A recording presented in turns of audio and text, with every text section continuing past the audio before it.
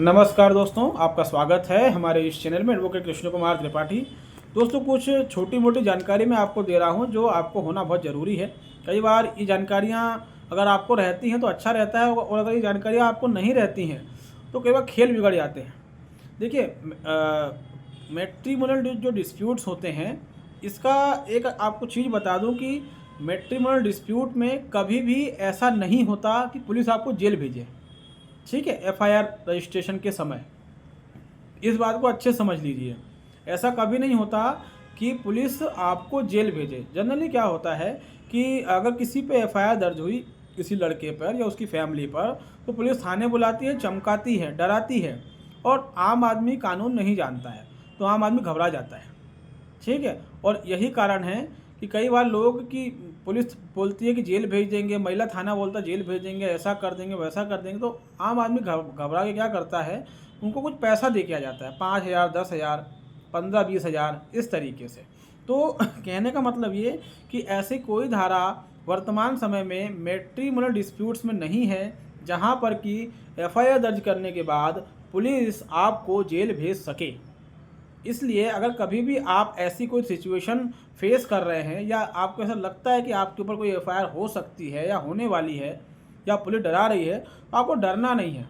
ऐसी कोई धारा नहीं होती है जहां पर कि पुलिस आपको अंदर कर सके। सिर्फ एक दहेज हत्या की धारा होती है, लेकिन वो एक अलग मामला हो जाता है। उसमें तो महिला को मार ही डालते हैं, पत्नी को या बहू को, वो एक अलग चीज़ है। वहाँ वो तो मर्डर केस हो गया एक तरीके से। सेक्शन 304B आईपीसी में हुआ करता था, दहेज हत्या कहते हैं इसको। तो इसमें क्या है कि इसके अंदर दहेज हत्या में तो व्यक्ति अरेस्ट होगा ही, लेकिन 498 वगैरह और कुछ धाराएं ऐड कर ली, इसमें कहीं भी कोई व्यक्ति अरेस्ट नहीं होता है। इस बात को अच्छे से समझ लीजिए। एक्चुअली एक केस हमारे पास आया था, तो उसमें एक लड़के के ऊपर 498 दर्ज किया पुलिस ने, साथ में मारा पीटी की एफआईआर भी दर्ज कर ली, 323, 294, 506। और उसके बाद महिला थाने ने उसको बुलाया और काफ़ी उसको परेशान कर दिया। महिला थाने, वो घबरा गया था। तो वो बंदा, फिर उसको लगा कि मैं जेल जा सकता हूँ और मेरे माँ बाप भी जेल जा सकते, मेरा छोटा भाई वो भी जेल जा सकता है।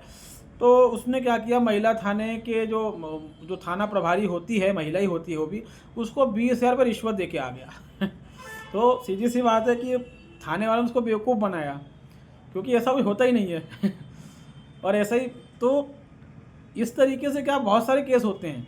आम आदमी लॉ नहीं जानता, वो थाने गया, उसको बिठा लिया, तू खुद बैठ यहाँ पर, और क्या कहते हैं, तेरे पे एफआईआर दर्ज करी है हमने, अब तुझे जेल भेज देंगे, ऐसा वैसा। तो व्यक्ति घबरा जाता है। तो जनरली ऐसा कुछ भी नहीं होता है। एक और केस हमारे पास था, वो हमारे फ्रेंड का ही था। तो उस पर हमारे ही शहर के महिला थाने में एफआईआर दर्ज होने के लिए उसको बुला रहे थे कई बार। मैंने अपने फ्रेंड को थाने एक बार भी जाने नहीं दिया, और क्योंकि एफआईआर तो दर्ज होना ही थी। पुलिस तो अड़ गई थी कि एफआईआर दर्ज करेंगे, ठीक है। तो थाने जाने से कुछ नहीं होता, उल्टा वो उसको परेशान करते, हो सकता है पुलिस वाले गाली वाली बक देती उसको, तो उसको और दिमाग ख़राब होता। हमने उसको थाने जाने नहीं दिया। हमने बोला तुमको जो एफआईआर लिखनी लिख दो, हम निपट लेंगे। फाइनली पुलिस ने एफआईआर लिख ली। उसके बाद थाने जाके मैं वहाँ से एफआईआर कॉपी लेके आ गया, ठीक है। और फिर हमने यहाँ पे बेल लगा दी, और नॉर्मली बेल उसकी हो गई, क्योंकि 490 में बेल जो होती है आज के टाइम फॉर्मेलिटी आपने लगाई, वो हाथों हाथ हो जाती है। तो कहने का मतलब ये कि अगर आपको थाने बुलाते भी हैं, तो देखो, आपके थाने जाने से पुलिस ऐसा तो नहीं करेगी कि वो एफआईआर ना करे।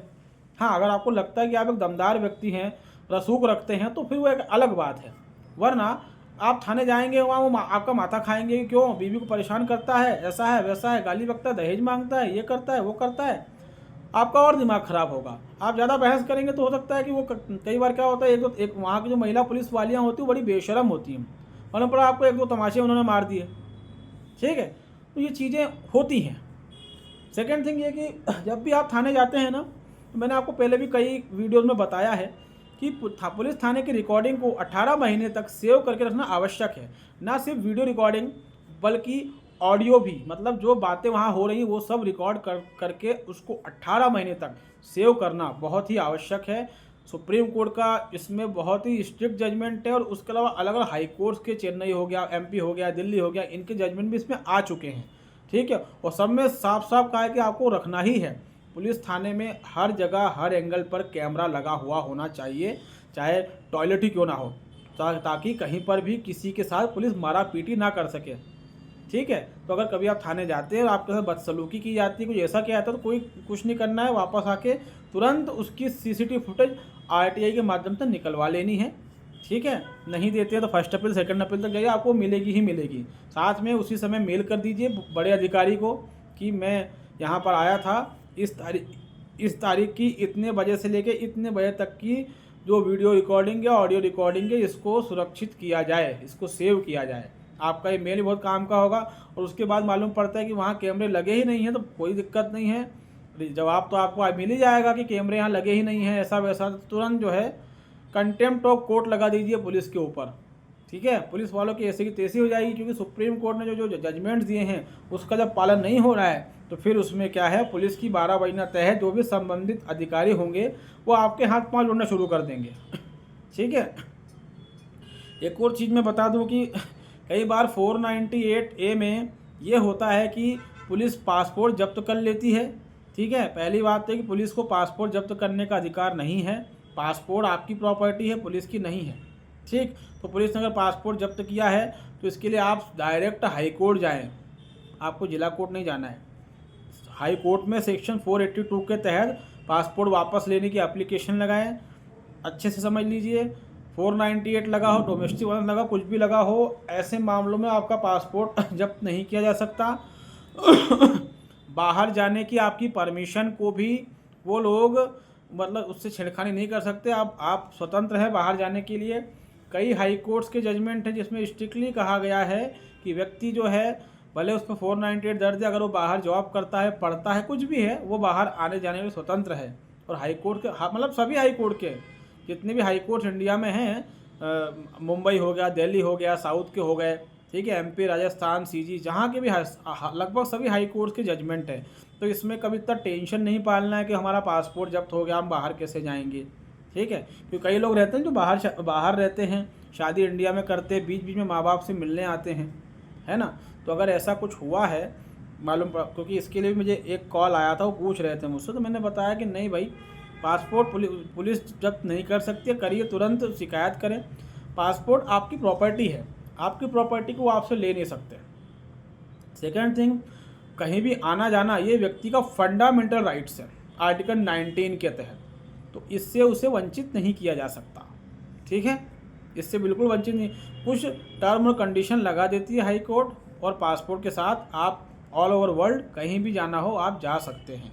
तो इसमें भी कहीं घबराना नहीं है आपको कि ये हो गया वो हो गया। और अगर पुलिस पासपोर्ट जब्त करती है तो इसमें आपको नीचे नहीं, डायरेक्ट हाई कोर्ट में 482 लगाई है, क्योंकि नीचे के जो मजिस्ट्रेट या जज होते हैं वहाँ पर ऐसी पिटीशन लगाने से आपका सिर्फ टाइम बर्बाद होगा। ठीक है, और मालूम पड़ा उन्होंने बाद में खारिज कर दिया, वो खारिज कर देंगे तो आपका मोरल डाउन हो जाएगा, आप निराश हो जाएंगे, अरे इसमें खारिज कर दिया, उसके बाद फिर आप हाई कोर्ट जाएंगे, इसमें समय बहुत बर्बाद होता है और पैसा भी। बेहतर हो कि आप डायरेक्ट जो इनहेरेंट पावर है हाई कोर्ट के, उसमें 482 में जाएं और उनसे पासपोर्ट वापस मांगें। ठीक है, और पुलिस तो इसमें बहाना बनाती ही है कि हमें कुछ और जांच करनी है, तो बोलो भैया जांच कर लो ना, पासपोर्ट मेरे पास है, मैं कोई भाग थोड़ी रहा हूँ, जब कोर्ट बोलेगी तभी मैं जाऊँगा बाहर, आपको जो पूछना पूछ लो, इसमें क्या है। तो ये चीज़ें ध्यान रखें। और किसी भी मामले में कभी भी थाने में आपका पुलिस से आमना सामना होता है, कोई बदसलूकी होती है, तो हमने बताया ही है, आप वहाँ की सीसीटीवी फुटेज निकलवाएं। अगर फुटेज नहीं देते हैं तो ऑटोमेटिक चोर की दाढ़ी में तिनका दिख जाएगा, कोर्ट समझ जाएगी कि पुलिस जो है वो झूठ बोल रही है। मतलब उस व्यक्ति ने जो कहा कि मेरे साथ मारा पीटी करी या बदसलूकी करी, मतलब ऐसा कुछ हुआ तो है। ठीक है, तो उसमें पुलिस फंसेगी। तो उम्मीद है ये छोटी छोटी बातें आपको समझ में आई होंगी। अगर हम कानून का ज्ञान रखेंगे तो पुलिस वाले भी हमसे डरते हैं फिर, क्योंकि पुलिस उसको ही डराती है जिसको देख के पुलिस को लगता है कि इसको डराया जा सकता है, इसको नॉलेज नहीं है। वरना अगर आपको नॉलेज है तो पुलिस आपको डरा नहीं सकती है। तो दोस्तों, हमारा वीडियो आपको समझ में आया होगा। अगर आप हमारे चैनल में नए हैं तो इसको लाइक करें, इसको सब्सक्राइब करें, इसको शेयर करें। तब तक के लिए बहुत बहुत धन्यवाद दोस्तों, नमस्कार।